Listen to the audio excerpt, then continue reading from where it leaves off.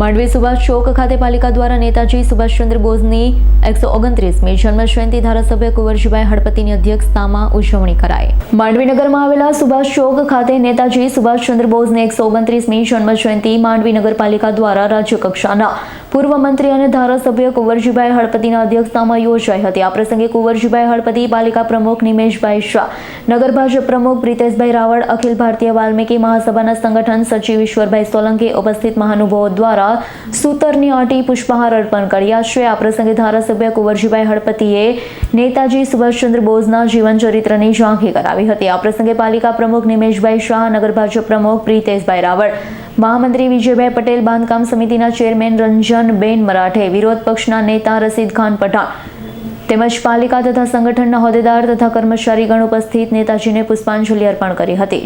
આજે સુભાષચંદ્ર બોઝની 129મી જન્મજયંતિ નિમિત્તે માંડવી નગરપાલિકાના દ્વારા ગાંધી ફળિયામાં જન્મજયંતિની ઉજવણી કરવામાં આવી।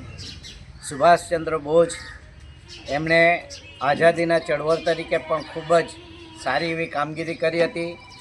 આજ દિન સુધી સુભાષચંદ્ર બોઝનું અવસાન કઈ રીતે થયું તેની સાચી માહિતી દેશને પ્રાપ્ત થઈ નથી, પરંતુ દેશના વડાપ્રધાન નરેન્દ્રભાઈ મોદી સાહેબ સમગ્ર દેશની અંદર આજે 129મી જન્મજયંતિ ઉજવવા માટે આદેશ કર્યો અને તેના સંદર્ભમાં અમે સુભાષચંદ્ર બોઝ સાહેબની આજે જન્મજયંતિ ઉજવણી કરી રહ્યા છીએ।